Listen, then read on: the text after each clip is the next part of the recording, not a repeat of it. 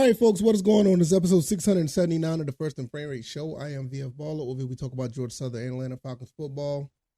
And just got a quick question, prior to us talking about the pregame when the Falcons host the Texans.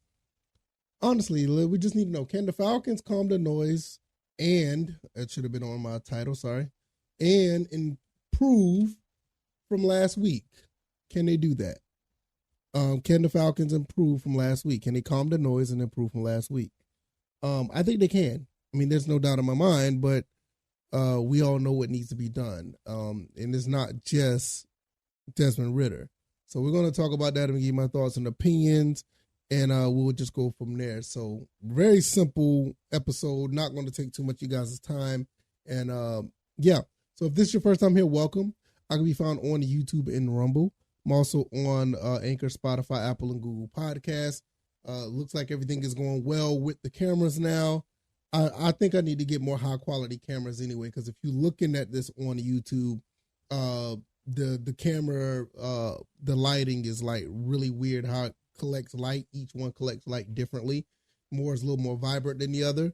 And what I want to do is get that taken care of, but in due time. If you want to support the show, the Cash App is VF Baller 20. That money goes to stuff like that. So hopefully you guys will consider it. I mean, it's not needed, but it would help and it would go a long way. Also, I could be found on X at VF Baller, and the website is firstandframerates.com. So overall, the numbers are looking good. You guys are continuously helping the show grow. I really appreciate it. The Falcons don't need to do much to improve. I know the last few games games have not been looking good. And the last few episodes here has been kind of a offsetting take on the Falcons, because I don't necessarily want to bash the team, because I think the team itself is very talented. But there are some question marks about the quarterback. They don't believe in Desmond Ridder. I ain't gonna say they don't, but fans don't believe in Desmond Ridder.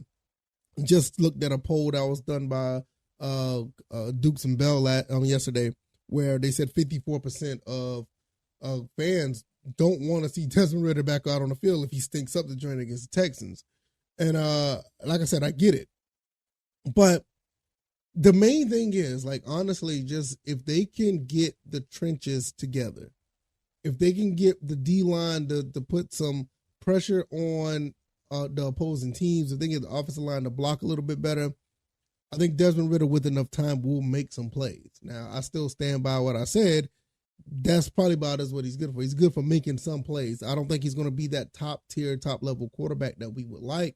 I don't think he'll get close to what Matt Ryan was, but I think he gives us a solid chance to win some football games and possibly get us over the hump, depending on what the rest of the guys on the team do. So I'm not saying that he's terrible, but I think he can be a winning Super Bowl quarterback if other players around him have to tremendously step up to make things happen. It's not just it's not a quarterback driven team with this with what we have here.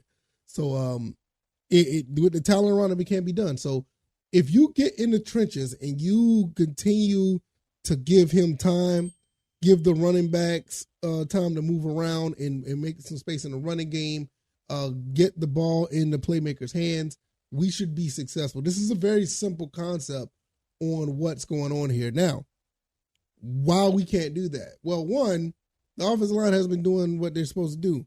The defense actually has been doing pretty good as far as playing good defense. Now, I will also say that Desmond Ridder did look better against the Jaguars after the two interceptions. He did look good. I'm not saying that he's completely terrible, but you got to start off like that. And the best way to start off like that, we just have to get him in a rhythm, and that just goes into play calling. Some of these play calls are kind of weird. 3rd and 1, we pass the ball. In some cases, we're not using enough rollout play action, and the times that we use it is actually effective. And I think that's exactly what the Falcons need to do. They need to do more of that. I don't have a problem with the screen plays. Just make sure they're done at the right time. It's just some weird calls that we draw up at certain times that Coach Arthur Smith is either he's outsmarting himself or he's not putting much thought into certain plays. It's like, all right, what are we doing? You got a lot of talent here. What I would like to see, a lot of these players, like, Kyle Pitts and Drake London, you can put those guys in excellent situations to succeed. And I will give, I'm going to give you a little quick preview of a breakdown that I think that they can do, because Kyle Pitts is really good at, in routes, slants, curls, and digs. And he can actually go over the top if need be, but I think his forte is actually the curl, digs, and slants. Now, Drake London, he can go over the top as well because he's a big receiver. He can get up in the air and catch the ball. Not saying Kyle Pitts can't, but we've seen Drake London is able to do this. He's good at that, and he could do the longer curls and the longer slants. And I think he's good at that. Jonnu Smith, he kind of could do a little bit of everything. I mean, I've seen Jonnu Smith run a lot of routes, and you saw how that played out in the game against was against Detroit, or was it one of those games we had almost 100 yards? I think it had to be the London game when we played against the Jaguars. I mean, he was able to make some things happen. So he can do a little bit of everything. Jonnu Smith is like very effective in this offense. So you can match him up anywhere, and he's able to get the ball. And Mac Hollins, I mean, he goes over the top. He can get past defenses.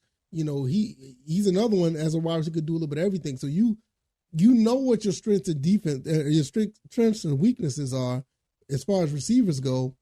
I think that Coach Arthur Smith needs to simplify the offense and use them in that way.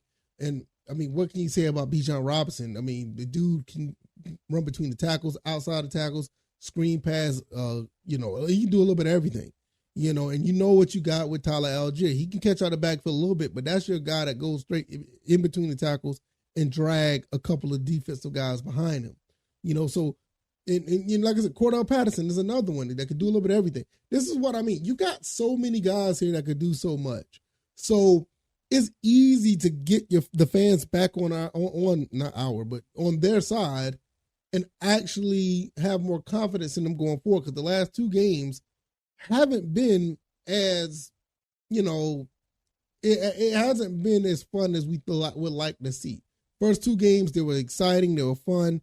It was good to see the team rolling on all cylinders. And it seemed like a couple wheels fell off for the past couple games. And it needs to be fixed. And I think it can be fixed.